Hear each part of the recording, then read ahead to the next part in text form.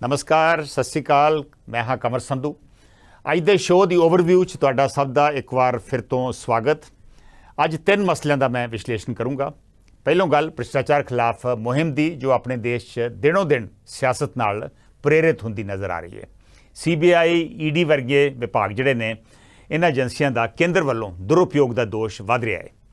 दिल्ली उप मुख मंत्री मनीष सिसोदिया की गिरफ्तारी को लैके 9 विरोधी धिरां ने अपने देश के प्रधानमंत्री को एक चिट्ठी लिखी है।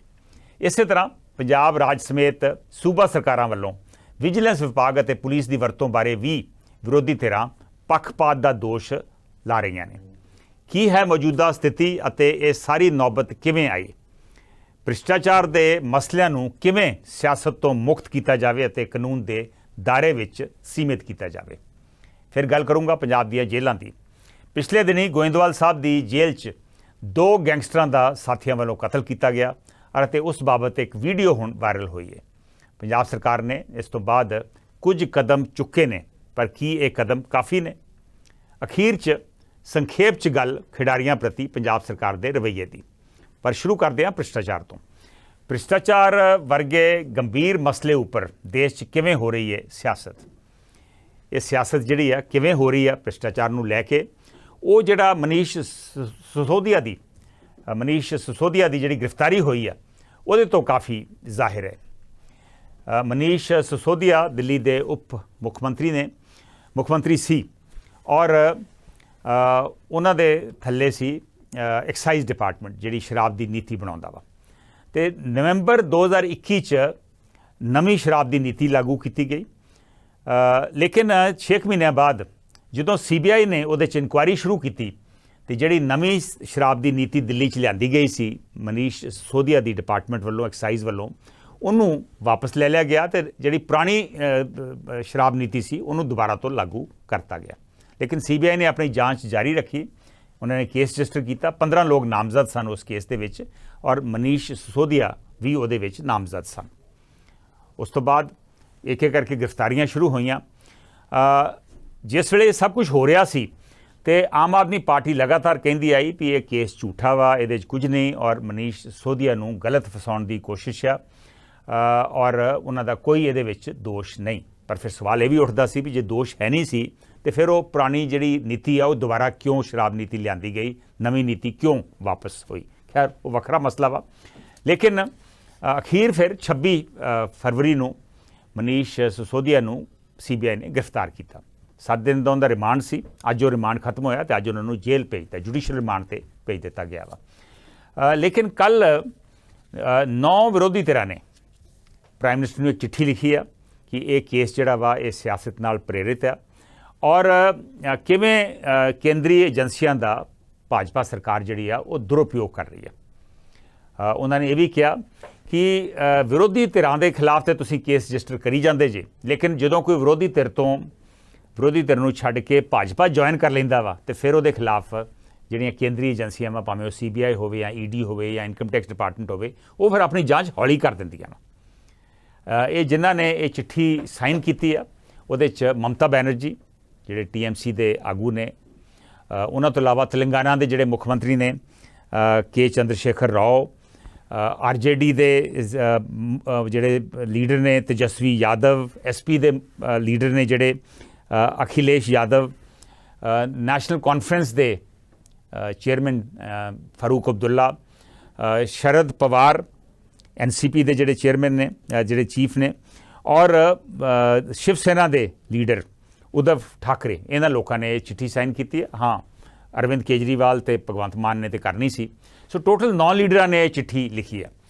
लेकिन CBI का कहना वा कि फुल प्रूफ केस है और उन्होंने जिहड़ा मनीष सिसोदिया के जिहड़े पुराने सैकटरी सी अरविंद उन्होंने और उस वेले दे एक्साइज कमिश्नर जिहड़े सी रावा गोपी कृष्णा उन्होंने आमनो सामने किया वा। उत्थों पता लगता वा भी कौन की किहदे ते दोष की ला रहा वा। सो देखते हैं भी इहदे की निकलता वा।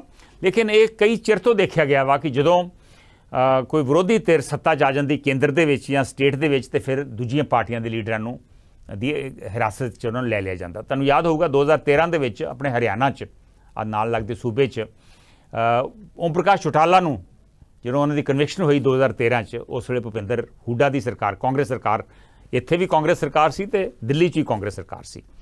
ਹੁਣ ਪਿਛਲੇ 2 ਸਾਲ ਪਹਿਲੋਂ 2019 ਦੇ ਵਿੱਚ, ਕਰੀਬ 3 ਸਾਲ ਹੀ ਹੋ ਗਿਆ, 2019 ਦੇ ਵਿੱਚ ਪੀ ਚਿਦੰਬਰਮ ਜਿਹੜੇ ਗ੍ਰਹਿ ਮੰਤਰੀ ਰਹੇ ਆ ਮੁਲਕ ਦੇ, ਉਹਨਾਂ ਨੂੰ ਹਿਰਾਸਤ 'ਚ ਲਿਆ ਗਿਆ। ਔਰ ਬੜੀ ਦਿਲਚਸਪ ਗੱਲ ਹੈ ਵੀ ਜਦੋਂ ਪੀ ਚਿਦੰਬਰਮ ਗ੍ਰਹਿ ਮੰਤਰੀ ਸੀ, ਉਦੋਂ ਅਮਿਤ ਸ਼ਾਹ ਨੂੰ ਗੁਜਰਾਤ ਦੇ ਕੇਸਿਸ ਦੇ ਵਿੱਚ ਹਿਰਾਸਤ 'ਚ ਲਿਆ ਗਿਆ ਸੀ। ਸੋ ਹੁਣ ਪਤਾ ਨਹੀਂ ਇਹ ਕਿੰਨਾ ਕੁ ਬਦਲਾਖੋਰੀ ਹੈ ਜਾਂ ਵਾਕਈ ਇਹ ਮੈਰਿਟ ਦੇ ਆਧਾਰ 'ਤੇ ਆ, ਉਹਦਾ ਤੁਸੀਂ ਅੰਦਾਜ਼ਾ ਆਪੇ ਲਾ ਲਓ। ਪਰ on the face of it ਇੰਝ ਲੱਗਦਾ ਵਾ ਵੀ ਵਿਰੋਧੀ ਧਿਰਾਂ ਨੂੰ ਉਦੋਂ ਹੀ ਟਾਰਗੇਟ ਕੀਤਾ ਜਾਂਦਾ ਵਾ ਜਦੋਂ ਦੂਜੀ ਪਾਰਟੀ ਸੱਤਾ ਦੇ ਵਿੱਚ ਆ ਜਾਂਦੀ ਆ। ਇਹਦੇ ਲਈ ਹੁਣ ਕੀ ਕਰਨ ਦੀ ਲੋੜ ਆ, ਉਹਦੇ 'ਤੇ ਆਪਾਂ ਹੁਣ ਅਗਲਾ ਮਸਲਾ ਜਿਹੜਾ ਵਾ ਉਹਦੇ 'ਤੇ ਆਪਾਂ ਵਿਚਾਰ ਕਰਦੇ ਹਾਂ। ਕਿਵੇਂ ਭ੍ਰਿਸ਼ਟਾਚਾਰ ਖਿਲਾਫ ਮੁਹਿੰਮ ਨੂੰ ਸਿਆਸਤ ਤੋਂ ਮੁਕਤ ਕਰਕੇ ਕਾਨੂੰਨ ਦੇ ਦਾਇਰੇ ਤੱਕ ਸੀਮਿਤ ਕੀਤਾ ਜਾਵੇ। ਇੱਕਾ ਦੁੱਕਾ ਕੇਸ ਨੂੰ ਛੱਡ ਕੇ, ਆਮ ਤੌਰ 'ਤੇ ਮੈਂ ਜਿਵੇਂ ਹੁਣੇ ਦੱਸਿਆ ਵਾ, ਕੇਸ ਜਦੋਂ ਰਜਿਸਟਰ ਹੁੰਦੇ ਆ ਉਹ ਵਿਰੋਧੀ ਧਿਰਾਂ ਦੇ ਉੱਤੇ ਹੀ ਹੁੰਦੇ ਆ। ਆਪਾਂ ਪੰਜਾਬ 'ਚ ਵੀ ਵੇਖਿਆ ਵਾ, ਇਹੋ ਹੀ ਕੇਂਦਰ 'ਚ ਵੀ ਇਹੋ ਹੀ ਹੋ ਰਿਹਾ ਵਾ, ਸਟੇਟਾਂ 'ਚ ਵੀ ਇਹੋ ਹੀ ਹੋ ਰਿਹਾ। ਪੰਜਾਬ 'ਚ ਆਪਾਂ ਵੇਖਿਆ ਹੀ ਆ 2003 ਦੇ ਵਿੱਚ ਜਦੋਂ ਅਮਰਿੰਦਰ ਸਿੰਘ ਦੀ ਸਰਕਾਰ ਆਈ ਤੇ ਬਾਦਲ ਦੇ ਸਾਰੇ ਪਰਿਵਾਰ ਦੇ ਖਿਲਾਫ, ਬਾਦਲਾਂ ਦੇ ਖਿਲਾਫ ਕੇਸ ਰਜਿਸਟਰ ਹੋਇਆ। ਪ੍ਰਕਾਸ਼ ਸਿੰਘ ਬਾਦਲ, ਸੁਖਬੀਰ ਸਿੰਘ ਬਾਦਲ, ਮਿਸਿਸ ਬਾਦਲ, ਪ੍ਰਕਾਸ਼ ਸਿੰਘ ਬਾਦਲ ਦੇ ਘਰੋਂ ਸੀ ਜਿਹੜੇ, ਸੁਰਿੰਦਰ ਕੌਰ ਬਾਦਲ, ਉਹਨਾਂ ਦੇ ਖਿਲਾਫ ਕਿ ਇਹਨਾਂ ਦੀ ਜਾਇਦਾਦ ਇਹਨਾਂ ਦੀ ਇਨਕਮ ਤੋਂ ਵੱਧ ਇਹਨਾਂ ਨੇ ਬਣਾਈ ਹੋਈ ਆ। ਉਹ ਕੇਸ ਚੱਲਦਾ ਰਿਹਾ। 2007 ਦੇ ਵਿੱਚ ਸਰਕਾਰ ਬਦਲ ਗਈ, ਅਕਾਲੀ ਭਾਜਪਾ ਸਰਕਾਰ ਆ ਗਈ ਔਰ 2010 ਦੇ ਵਿੱਚ ਸਾਰਾ ਹੀ ਬਾਦਲ ਪਰਿਵਾਰ ਜਿਹੜਾ ਵਾ ਉਹ ਇਹਦੇ ਚੋਂ ਬਰੀ ਹੋ ਗਿਆ। ਬਾਅਦ ਦੇ ਵਿੱਚ ਜਦੋਂ ਅਮਰਿੰਦਰ ਸਿੰਘ ਦੀ ਸਰਕਾਰ ਆਈ ਤੇ ਉਦੋਂ ਸਿਟੀ ਸੈਂਟਰ ਸਕੈਮ 2005-6 ਦੇ ਵਿੱਚ, ਤੁਹਾਨੂੰ ਯਾਦ ਹੋਊਗਾ, ਉਦੋਂ ਸ਼ੁਰੂ ਹੋਇਆ ਸੀ। ਬਾਦਲ ਸਰਕਾਰ ਵੇਲੇ ਉਹਦੀ ਕੋਖ ਸ਼ੁਰੂ ਹੋ ਗਈ ਔਰ ਕੋਖ ਚੱਲਦੀ ਰਹੀ, ਲੇਕਿਨ 2019 ਦੇ ਵਿੱਚ ਅਮਰਿੰਦਰ ਸਿੰਘ ਵੀ ਸਿਟੀ ਸੈਂਟਰ ਸਕੈਮ ਜਿਹੜਾ ਘੁਟਾਲਾ ਸੀ ਲੁਧਿਆਣੇ ਦਾ, ਉਹਦੇ ਚੋਂ ਬਰੀ ਹੋ ਗਏ। ਮੈਨੂੰ ਇਸ ਕੇਸ ਬਾਰੇ ਖਾਸ ਪਤਾ ਵਾ ਕਿਉਂਕਿ ਮੈਂ ਉਸ ਵੇਲੇ ਹਿੰਦੁਸਤਾਨ ਟਾਈਮਸ ਦਾ ਇੱਥੇ ਐਡੀਟਰ ਸੀ ਔਰ ਇਹ ਹਿੰਦੁਸਤਾਨ ਟਾਈਮਸ ਵੱਲੋਂ ਇਹ ਐਕਸਪੋਜ਼ ਕੀਤਾ ਗਿਆ ਸੀ ਇਹ ਜਿਹੜਾ ਘੁਟਾਲਾ ਵਾ। ਅਮਰਿੰਦਰ ਸਿੰਘ 2019 'ਚ ਇਹਦੇ 'ਚ ਬਰੀ ਹੋ ਗਏ ਔਰ ਨਾਲ ਜਿਹੜਾ ਅੰਮ੍ਰਿਤਸਰ ਇੰਪਰੂਵਮੈਂਟ ਟਰਸਟ ਦਾ ਕੇਸ ਸੀ ਉਹਦੇ 'ਚ ਵੀ ਉਹ ਬਰੀ ਹੋ ਗਏ। ਇਹੋ ਹੀ ਹਾਲਤ ਬਾਕੀ ਸਟੇਟਾਂ 'ਚ ਵੀ ਹੈ। ਕਰਨਾਟਕਾ ਦੇ ਵਿੱਚ ਉੱਥੇ ਇੱਕ 2011 ਦੇ ਵਿੱਚ ਲੈਂਡ ਤੇ ਮਾਈਨਿੰਗ ਸਕੈਮ ਹੋਇਆ। ਬੀਜੇਪੀ ਲੀਡਰ BS ਯੇਦੂਰੱਪਾ ਦੇ ਖਿਲਾਫ ਦੋਸ਼ ਲੱਗੇ, ਉਹਨਾਂ ਨੇ ਅਸਤੀਫਾ ਦਿੱਤਾ, ਲੇਕਿਨ ਬਾਅਦ ਦੇ ਵਿੱਚ ਉਹਨਾਂ ਨੂੰ CBI ਨੇ ਉਹਦੇ ਚੋਂ ਕਲੀਅਰ ਕਰਤਾ ਔਰ ਦੁਬਾਰਾ ਉਹ ਮੁੱਖ ਮੰਤਰੀ ਬਣੇ। ਇਸੇ ਤਰ੍ਹਾਂ ਮੱਧ ਪ੍ਰਦੇਸ਼ ਦੇ ਵਿੱਚ ਜਦੋਂ ਵਿਆਪਮ ਸਕੈਮ, ਉਹ ਜਿਹੜਾ ਐਂਟਰੈਂਸ ਸਕੈਮ, ਐਗਜ਼ਾਮ ਸਕੈਮ ਸੀਗਾ, ਉਹਦੇ ਵਿੱਚ ਦੋਸ਼ ਜਿਹੜੇ ਸੀ ਸ਼ਿਵਰਾਜ ਸਿੰਘ ਚੌਹਾਨ ਦੇ ਖਿਲਾਫ, ਜਿਹੜੇ ਮੁੱਖ ਮੰਤਰੀ ਸਨ, ਉਹਨਾਂ ਦੇ ਖਿਲਾਫ ਹੀ ਲੱਗਦੇ ਰਹੇ, ਲੇਕਿਨ ਉਹਨਾਂ ਨੂੰ ਵੀ 2017 ਦੇ ਵਿੱਚ CBI ਨੇ ਕਲੀਨ ਚਿੱਟ ਦੇ ਦਿੱਤੀ ਔਰ ਉਹ ਅੱਜ ਵੀ ਉੱਥੋਂ ਦੇ ਮੁੱਖ ਮੰਤਰੀ ਨੇ। ਵੈਸਟ ਬੰਗਾਲ ਤੁਸੀਂ ਵੇਖਿਆ ਹੀ ਆ, ਮੁਕਲ ਰॉय ਦਾ ਕੀ ਹੋਇਆ, ਉਹਦੇ ਖਿਲਾਫ ED ਨੇ ਇਨਕੁਆਇਰੀ ਸ਼ੁਰੂ ਕੀਤੀ। 2017 ਦੇ ਵਿੱਚ ਉਹਨਾਂ ਨੇ ਭਾਜਪਾ ਜੁਆਇਨ ਕਰ ਲਈ। ਉਹ ED ਦੀ ਇਨਕੁਆਇਰੀ ਹੌਲੀ ਹੋ ਗਈ। ਹੁਣ ਉਹ ਦੁਬਾਰਾ TMC ਚਲੇ ਗਏ ਆ। ਹੁਣ ਦੇਖਦੇ ਆ ਉਸ ਇਨਕੁਆਇਰੀ ਦਾ ਕੀ ਬਣੂਗਾ। ਪੰਜਾਬ 'ਚ ਵੀ ਵੇਖ ਲਓ ਕੀ ਹੋ ਰਿਹਾ ਵਾ। ਪੰਜਾਬ 'ਚ ਇਸ ਵੇਲੇ ਕਾਂਗਰਸ ਦੇ ਲੀਡਰਾਂ ਦੇ ਖਿਲਾਫ ਧੜਾਧੜ ਕੇਸ ਰਜਿਸਟਰ ਹੋ ਰਹੇ ਆ। ਸਾਧੂ ਸਿੰਘ ਧਰਮਸੋਤ, ਭਾਰਤ ਭੂਸ਼ਣ ਆਸ਼ੂ, ਸ਼ਾਮ ਸੁੰਦਰ ਅਰੋੜਾ, ਲੇਕਿਨ ਜਦੋਂ ਇਲਜ਼ਾਮ ਆਪ ਦੇ ਉੱਤੇ ਲੱਗਦੇ ਆ ਤੇ ਉਹ ਇਨਕੁਆਇਰੀ ਜਿਹੜੀ ਆ ਉਹ ਹੌਲੀ ਹੋ ਜਾਂਦੀ ਆ। ਤੁਸੀਂ ਵੇਖਿਆ ਹੀ ਆ ਕਿ 2 ਮੰਤਰੀਆਂ ਦੇ ਖਿਲਾਫ ਇਲਜ਼ਾਮ ਲੱਗੇ, ਵਿਜੇ ਸਿੰਗਲਾ ਔਰ ਫੌਜਾ ਸਿੰਘ ਸਰਾਰੀ।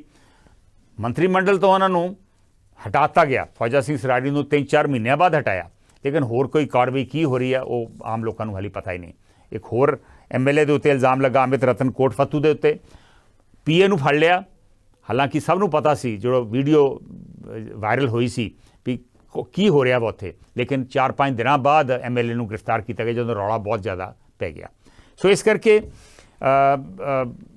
ਇਹ ਜ਼ਾਹਿਰ ਹੈ ਕਿ ਇਹ ਸਿਆਸਤ ਦੇ ਖਿਲਾਫ ਮੁਹਿੰਮ ਦੇ ਵਿੱਚ ਵੀ, ਕਿ ਭ੍ਰਿਸ਼ਟਾਚਾਰ ਖਿਲਾਫ ਮੁਹਿੰਮ ਦੇ ਵਿੱਚ ਵੀ ਸਿਆਸਤ ਹੋ ਰਹੀ ਹੈ। ਇਸੇ ਕਰਕੇ ਸ਼ਾਇਦ ਰਾਘਵ ਚੱਡਾ ਜਿਹੜੇ ਆਪ ਦੇ ਲੀਡਰ ਨੇ, ਉਹਨਾਂ ਨੇ ਬਿਆਨ ਦਿੱਤਾ ਕਿ ED ਔਰ CBI ਵਰਗੇ ਜਿਹੜੇ ਦਫ਼ਤਰ ਨੇ ਉਹਨਾਂ ਦੇ ਉੱਤੇ ਭਾਜਪਾ ਦਾ ਝੰਡਾ ਲਹਿਰਾ ਦੇਣਾ ਚਾਹੀਦਾ ਵਾ। ਇਹਦੇ ਜਵਾਬ 'ਚ ਅੱਜ ਪ੍ਰਤਾਪ ਸਿੰਘ ਬਾਜਵਾ ਜਿਹੜੇ ਵਿਰੋਧੀ ਧਿਰ ਦੇ ਨੇਤਾ ਨੇ, ਉਹਨਾਂ ਨੇ ਵਿਧਾਨ ਸਭਾ 'ਚ ਕਿਹਾ ਵੀ ਇਸੇ ਤਰ੍ਹਾਂ ਹੀ ਜਿਹੜਾ ਵਿਜੀਲੈਂਸ ਵਿਭਾਗ ਹੈ ਪੰਜਾਬ 'ਚ, ਉਹਦੇ ਦਫ਼ਤਰ ਦੇ ਬਾਹਰ ਵੀ ਆਪ ਦਾ ਝੰਡਾ ਲਾਉਣ ਦੀ ਲੋੜ ਆ।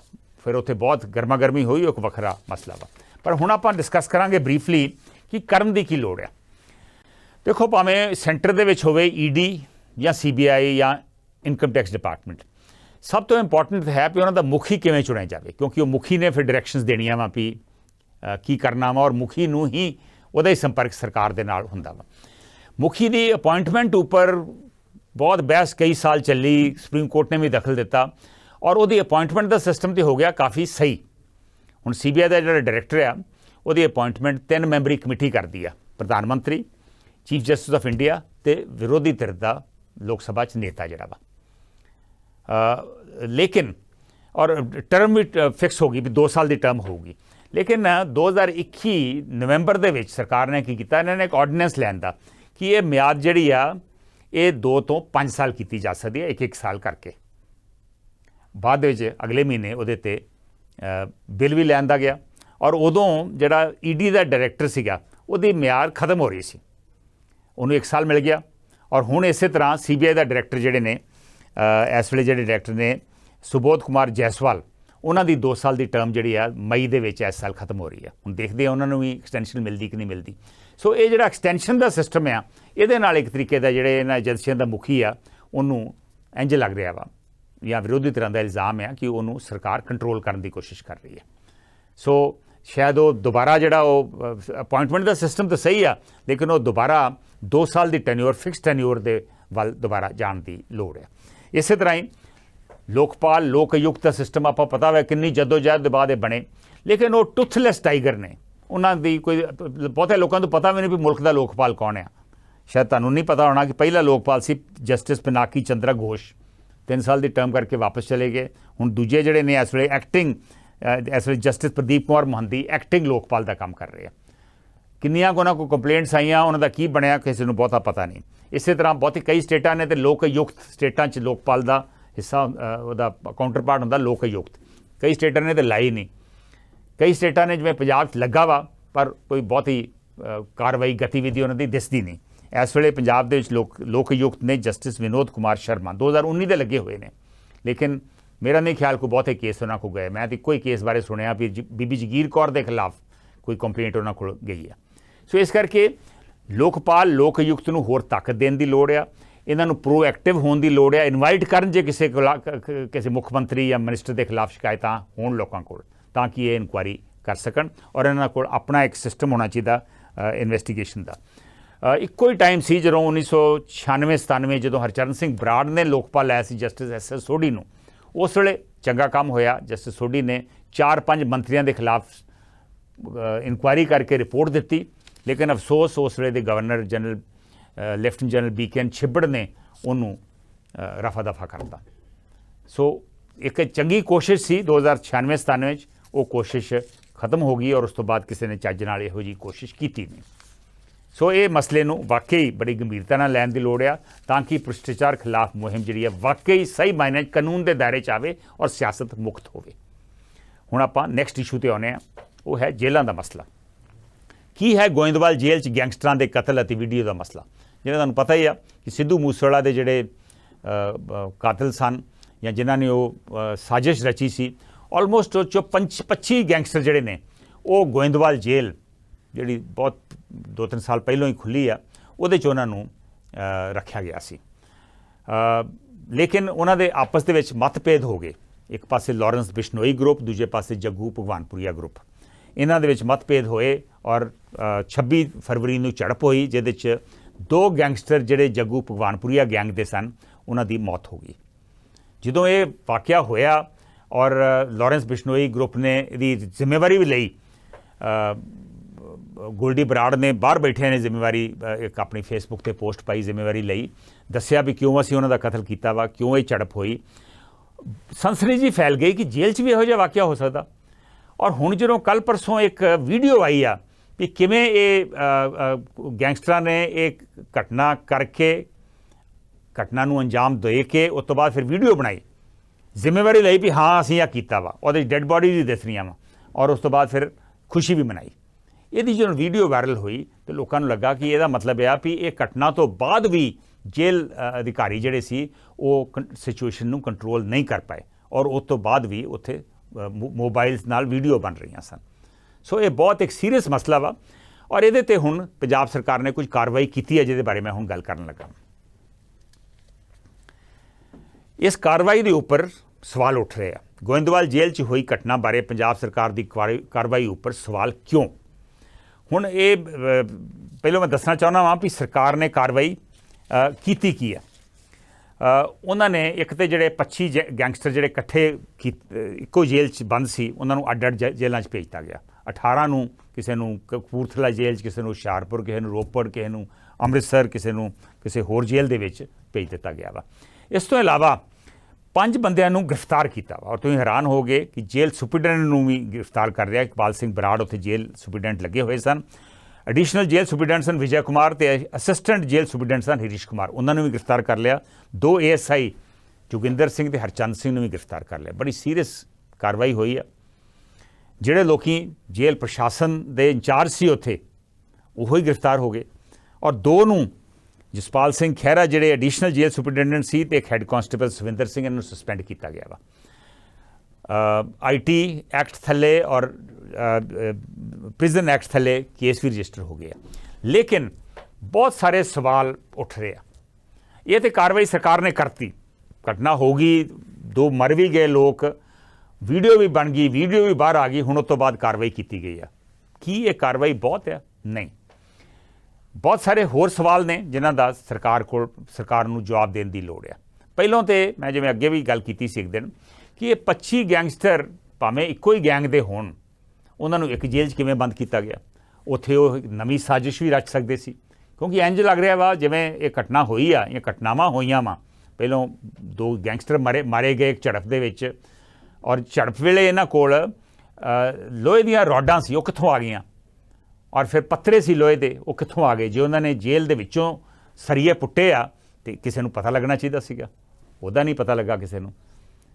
ਉਸ ਤੋਂ ਬਾਅਦ ਜੇ ਇਹਨਾਂ ਦੇ ਵਿੱਚ ਮਤਭੇਦ ਹੋ ਗਏ ਸੀਗੇ, ਲਾਰੈਂਸ ਬਿਸ਼ਨੋਈ ਗਰੁੱਪ ਔਰ ਜੱਗੂ ਭਗਵਾਨਪੁਰੀਆ ਗਰੁੱਪ ਜਿਹੜੇ ਪਹਿਲਾਂ ਇਕੱਠੇ ਸੀ, ਹੁਣ ਇਹਨਾਂ 'ਚ ਮਤਭੇਦ ਹੋ ਗਏ ਸੀ, ਤੇ ਖੂਫੀਆ ਸੂਚਨਾ ਕਿਵੇਂ ਨਹੀਂ ਜੇਲ੍ਹ ਅਧਿਕਾਰੀਆਂ ਨੂੰ ਮਿਲੀ? ਕੀ ਉਹਨਾਂ ਦੀ ਕਾਰਵਾਈ ਸੀ? ਕੀ ਉਹਨਾਂ ਦੀ ਗਤੀਵਿਧੀ ਸੀ? ਕੀ ਉਹਨਾਂ ਦੀ ਕਾਰਗੁਜ਼ਾਰੀ ਸੀ? ਔਰ ਸਿਰਫ ਇਹੋ ਹੀ ਨਹੀਂ, ਇਹ ਜਦੋਂ ਝਗੜਾ ਹੋਇਆ ਕਹਿੰਦੇ ਕਰੀਬ ਘੰਟਾ ਝਗੜਾ ਚੱਲਦਾ ਰਿਹਾ ਵਾ। ਪਹਿਲਾਂ ਬਹਿਸ ਹੋਈ, ਫਿਰ ਉਸ ਤੋਂ ਬਾਅਦ ਇੱਕ ਦੂਜੇ ਨੂੰ ਹੱਥੋਂ ਪਾਈ ਹੋਏ, ਫਿਰ ਉਸ ਤੋਂ ਬਾਅਦ ਰੋਡਾਂ ਇਸਤੇਮਾਲ ਹੋਇਆ। 1 ਘੰਟਾ ਕਿੱਥੇ ਸੀ ਜੇਲ੍ਹ ਪ੍ਰਸ਼ਾਸਨ? ਕੀ ਉਹਨਾਂ ਨੇ ਬਾਹਰ ਕੋਈ ਪੁਲਿਸ ਨਹੀਂ ਸੀ ਉੱਥੇ ਤਾਇਨਾਤ ਜਿਹਨੂੰ ਅੰਦਰ ਸੱਦਿਆ ਜਾ ਸਕਦਾ ਸੀ ਇਹ ਘਟਨਾ ਨੂੰ ਰੋਕਣ ਵਾਸਤੇ? ਔਰ ਫਿਰ ਘਟਨਾ ਹੋਣ ਤੋਂ ਬਾਅਦ ਕੀ ਇਹਨਾਂ ਦੀ ਸਰਚ ਨਹੀਂ ਹੋਈ ਉੱਥੇ ਸਾਰੇ ਗੈਂਗਸਟਰਸ ਦੀ? ਮੋਬਾਈਲ ਉਹਨਾਂ ਕੋਲ ਫੋਨ ਕਿਵੇਂ ਸੀ? ਔਰ ਇਹ ਘਟਨਾ ਤੋਂ ਬਾਅਦ ਡੈੱਡ ਬੋਡੀਜ਼ ਉੱਥੇ ਪਈਆਂ ਹੋਈਆਂ ਵਾ, ਔਰ ਉਹਨਾਂ ਦੀ ਜੁਰਤ ਵੇਖੋ ਵੀ ਉਹ ਫਿਰ ਵੀ ਮੋਬਾਈਲ ਨਾਲ ਵੀਡੀਓ ਬਣਾ ਰਹੇ ਆ ਔਰ ਫਿਰ ਵੀਡੀਓ ਵਾਇਰਲ ਕਰਦੇ ਆ। ਕੀ ਇਹ ਜਦੋਂ ਵੀਡੀਓ ਬਣ ਰਹੀ ਸੀ ਉਦੋਂ ਕਿਸੇ ਨੂੰ ਨਹੀਂ ਸੀ ਪਤਾ ਵੀ ਕੀ ਹੋ ਰਿਹਾ ਵਾ? ਸੋ ਇਸ ਕਰਕੇ ਜੇਲ੍ਹ ਅਧਿਕਾਰੀਆਂ ਦੇ ਉੱਤੇ ਬਹੁਤ ਸਾਰੇ ਸਵਾਲ ਨੇ। ਵੱਡਾ ਸਵਾਲ ਇਹ ਵੀ ਆ ਵੀ ਮੋਬਾਈਲ ਫੋਨ ਜੇਲ੍ਹ ਦੇ ਵਿੱਚ ਕਿਵੇਂ ਸੀਗੇ? ਜਦੋਂ ਦਸੰਬਰ ਤੱਕ ਸ਼ਾਇਦ ਜੇਲ੍ਹ ਮੰਤਰੀ ਸੀਗੇ ਹਰਜੋਤ ਸਿੰਘ ਬੈਂਸ, ਉਹ ਤੇ ਕਲੇਮ ਕਰਦੇ ਸੀ ਵੀ ਅਸੀਂ ਜੇਲ੍ਹਾਂ ਦੇ ਵਿੱਚੋਂ ਇੰਨੇ ਮੋਬਾਈਲ ਫੜ ਲਏ ਆ। ਇਹਦਾ ਮਤਲਬ ਜੇਲ੍ਹਾਂ ਦੇ ਵਿੱਚ ਮੋਬਾਈਲ ਹਾਲੀ ਵੀ ਸੀਗੇ ਔਰ ਉਹਦੇ ਨਾਲ ਵੀਡੀਓ ਬਣੀ ਔਰ ਫਿਰ ਵੀਡੀਓ ਵਾਇਰਲ ਵੀ ਹੋਈ। ਇਸ ਵੇਲੇ ਜੇਲ੍ਹ ਮੰਤਰੀ ਨੇ ਪਿਛਲੇ 2 ਮਹੀਨਿਆਂ ਤੋਂ ਜੇਲ੍ਹ ਮੰਤਰੀ ਨੇ ਪੰਜਾਬ ਦੇ ਮੁੱਖ ਮੰਤਰੀ ਭਗਵੰਤ ਸਿੰਘ ਮਾਨ ਖੁਦ।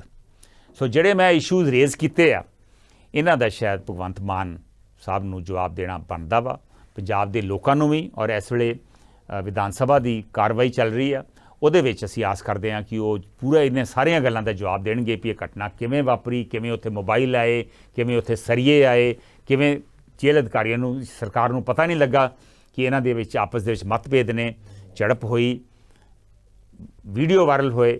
ਸੋ ਇਹ ਸਾਰੀਆਂ ਚੀਜ਼ਾਂ ਬਾਰੇ ਮੇਰੇ ਖਿਆਲ ਜਵਾਬ ਬਣਦਾ ਵਾ। ਨਾਰਮਲ ਕੋਰਸ ਦੇ ਵਿੱਚ ਇਹੋ ਜਿਹੇ ਮੌਕੇ ਤੇ ਜਿਹੜਾ ਵੀ ਜੇਲ੍ਹ ਮੰਤਰੀ ਹੁੰਦਾ ਸ਼ਾਇਦ ਉਹਦਾ ਅਸਤੀਫਾ ਲਿਆ ਜਾਂਦਾ, ਪਰ ਹੁਣ ਇਸ ਤੇ ਅਸਤੀਫਾ ਕਿਹਦਾ ਲਿਆ ਜਾਵੇ?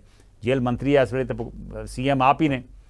ਸੋ ਇੱਥੇ ਇਹ ਵੀ ਗੱਲ ਮਸਲਾ ਉੱਠਦਾ ਵਾ ਕਿ ਸ਼ਾਇਦ ਇਹੋ ਜਿਹੇ ਇੰਪੋਰਟੈਂਟ ਮਹਿਕਮੇ ਜਿਹੜੇ ਆ, ਜੇਲ੍ਹ ਮਹਿਕਮਾ ਹੋਇਆ, ਪੁਲਿਸ ਮਹਿਕਮਾ ਹੋਇਆ, ਇਹਨਾਂ ਦਾ ਇੱਕ ਸੈਪਰੇਟ ਮੰਤਰੀ ਬਣਾਉਣ ਦੀ ਲੋੜ ਆ ਜਿਹਦੇ ਕੋਲ ਟਾਈਮ ਹੋਵੇ ਇਹ ਸਾਰੀਆਂ ਗਤੀਵਿਧੀਆਂ ਨੂੰ ਪ੍ਰੋਪਰ ਮੋਨੀਟਰ ਕਰਨ ਦਾ।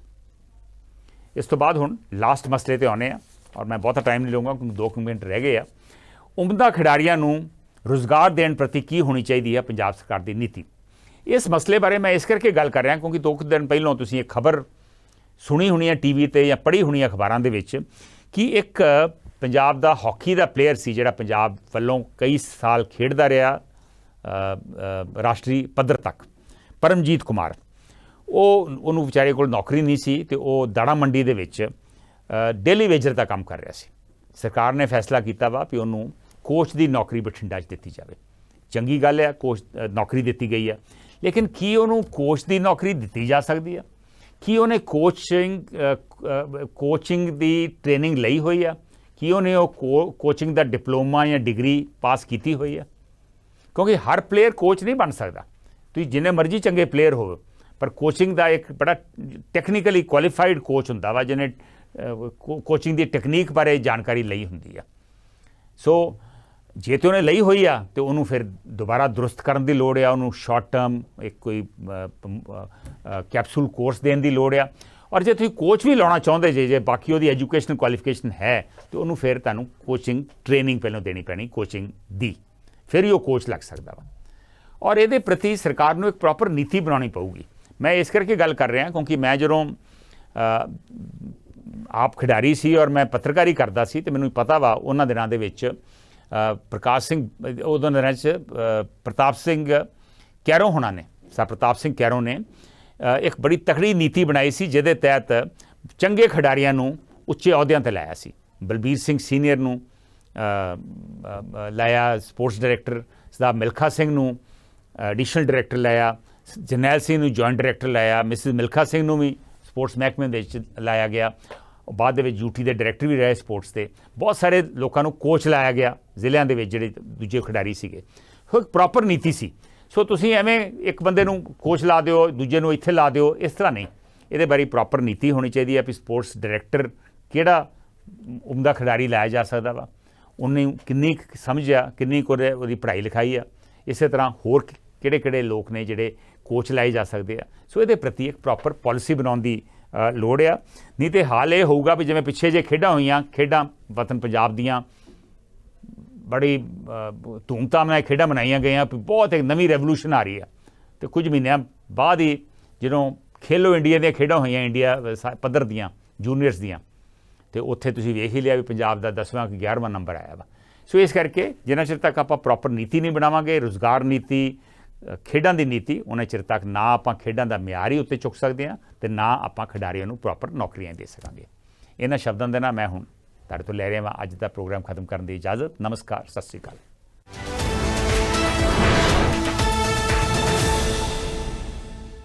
Hello hello Hello. Hello Hello. ਬਾਹਰ ਵਸਦੇ ਪੰਜਾਬੀਆਂ ਨੂੰ ਆਪਣਿਆਂ ਨਾਲ ਜੋੜਨ ਲਈ, ਵਤਨੋਂ ਪਾਰ ਵਸਦਿਆਂ ਨੂੰ ਆਪਣੀ ਮਿੱਟੀ ਦੀ ਝਲਕ ਦੇਣ ਲਈ, ਖਬਰ ਹੀ ਨਹੀਂ ਉਸ ਦੀ ਤਹਿ ਤੱਕ ਜਾ ਕੇ ਸੱਚਾਈ ਤੁਹਾਡੇ ਤੱਕ ਪਹੁੰਚਾਉਣ ਲਈ, ਤੁਹਾਡੀ ਆਵਾਜ਼ ਤੁਹਾਡੇ ਮੁੱਦਿਆਂ ਨੂੰ ਸਰਕਾਰਾਂ ਤੱਕ ਪਹੁੰਚਾਉਣ ਲਈ ਮੁੜ ਤੁਹਾਡੇ ਰੂਬਰੂ ਹੋਣ ਜਾ ਰਿਹਾ ਹੈ ਤੁਹਾਡਾ ਆਪਣਾ ਹੋਸਟ, ਉੱਗੇ ਪੱਤਰਕਾਰ ਕੰਵਰ ਸੰਧੂ। ਇਹ ਸ਼ੋਅ ਇਸ ਵੇਲੇ ਲਾਈਵ ਟੈਲੀਕਾਸਟ ਹੈ। ਇੱਕ ਵਾਰ ਫੇਰ ਤੋਂ ਪੇਸ਼ ਕਰ ਰਹੇ ਹਨ। ਸਤਿ ਸ਼੍ਰੀ ਅਕਾਲ, ਮੈਂ ਹਾਂ ਕੰਵਰ ਸੰਧੂ। ਕਿਉਂਕਿ ਇਹ ਕਾਲ-ਇਨ ਸ਼ੋਅ ਆ, ਤੁਸੀਂ ਵੀ ਇਹਦੇ 'ਚ ਹਿੱਸਾ ਲੈ ਸਕਦੇ ਜੇ। Hello global Punjab. ਸਮਾਜ ਦੀ ਹਰ ਖਬਰ ਤੇ ਨਜ਼ਰ ਹੀ ਨਹੀਂ, ਡੂੰਘਾਈ ਨਾਲ ਪੜਚੋਲ ਦਾ ਓਵਰਵਿਊ ਕੰਵਰ ਸੰਧੂ ਦੇ ਨਾਲ।